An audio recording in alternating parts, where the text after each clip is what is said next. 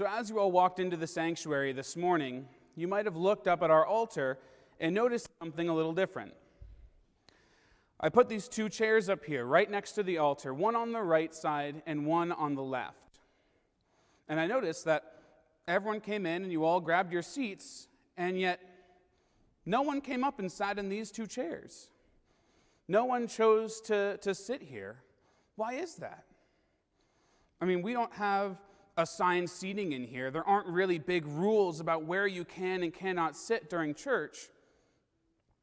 And yet, we all came in and we saw these chairs and we thought, no, I better not sit there. I'm going to guess that when we see chairs like this, way up at the front, right next to the altar, we probably think about it and assume that those chairs must be for someone really special. That if they were put up here for a reason, there's probably someone in particular in mind who's supposed to sit there.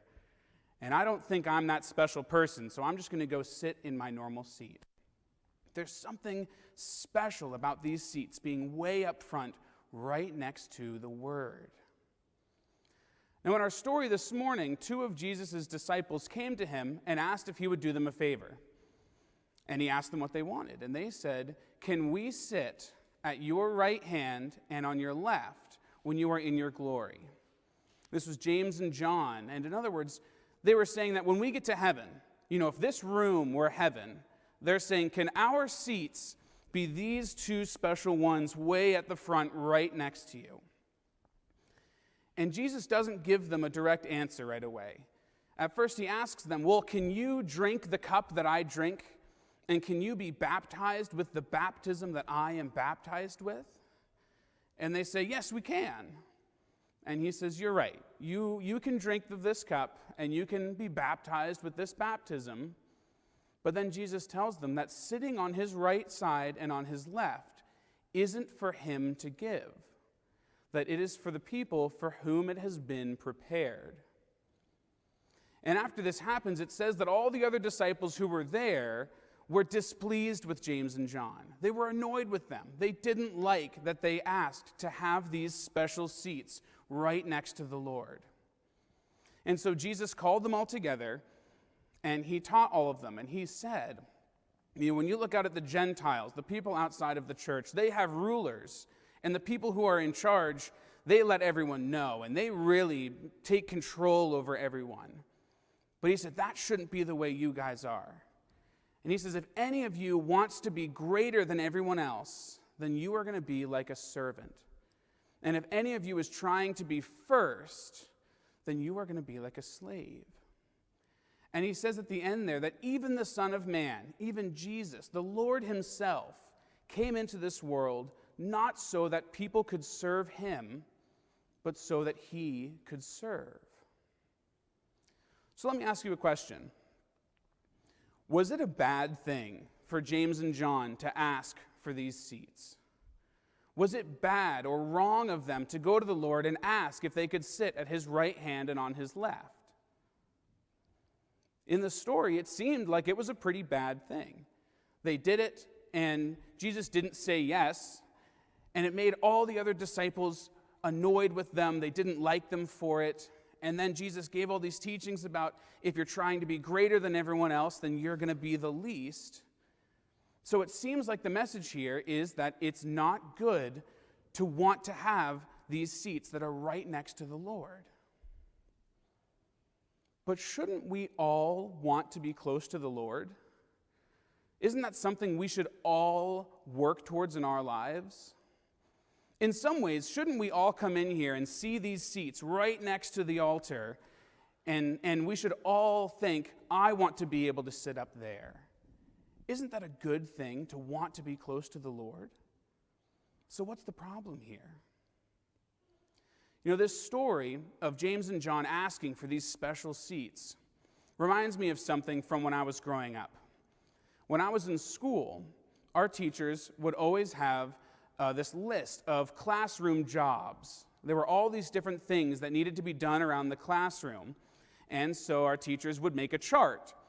and they would put our names on it, and we would rotate through all of those. And as we did that, we would all take turns doing all of the jobs in the classroom. And the one job that my friends and I always wanted to have, the one that we would always fight over, was being the line leader. Now, the line leader was someone where anytime we had to go somewhere in the school outside of our homeroom, whether we were going to chapel or to art or to music, we're supposed to walk in a straight line, and we're supposed to be calm and quiet and respectful in the hallways. And the line leader's job was to be the person who was at the very front of the line of our class everywhere we went. Now, why was this the job that my friends and I all wanted to have? Why would we all fight over wanting to be the line leader? I think for us, a lot of it had to do with because it made us feel really cool.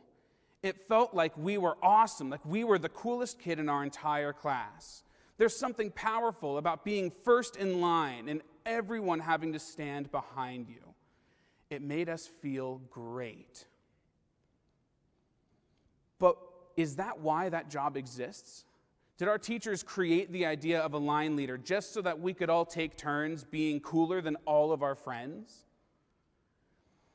No, the line leader actually has a really important job because they have to make sure that the class gets where they're supposed to go. And as the line leader, you get to set the tone for the rest of your class. Now, what do I mean by that?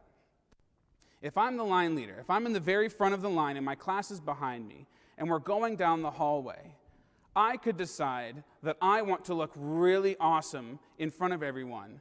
And so I'm going to go down the hallway, and I'm going to dance, and I'm going to be goofy. But if I do that, all of my classmates behind me are probably going to dance and be goofy, and we're going to make noise, and we're all going to get in trouble because we're not listening to the rules that we're supposed to be calm and quiet. But if I'm the line leader and I'm in the very front, I can say, you know what, I am going to be a good example for my friends, and I'm going to walk calmly and quietly down the hallway. And if I do that as the line leader, then that might help all of my friends also walk calmly and quietly. That it might be able to help my friends stay out of trouble. In other words, this special job of being first in line isn't a job that's about us looking better than everyone else or being in front of everyone and being cooler. But really, it's an opportunity for us to help other people. And that's what I think Jesus' message is at the end of this story, when he's talking about if we're trying to be greater than other people, then we're going to be their servant. And when he tells us that the Son of Man came into the world not to be served, but to serve, I think that's his message, is that it's not about how great we are or how we can be better than other people, but everything we do, every position we have, is an opportunity to help other people. And then if we think about that passage that I read from the teachings of the new church, from the Arcana Celestia this morning, it talked about how heavenly love isn't about loving things that we can hold on to and keep to ourselves. That heavenly love is a love that makes us want to give everything we have to other people. That it's a love of serving, it's a love of helping other people. And so I think that this is sort of our big takeaway this morning, is that we all have positions in our life that make us want to be great, that we all want to be great at what we do, even if it's just being a brother or a sister or a parent or a grandparent. We all want to be great at that. Or if we think about our jobs, whether our job is making cups of coffee at the local coffee shop or being a CEO of a big company. Any job we have, in some ways, is something that we could use to make ourselves feel awesome and be great, and we want to be great at what we do.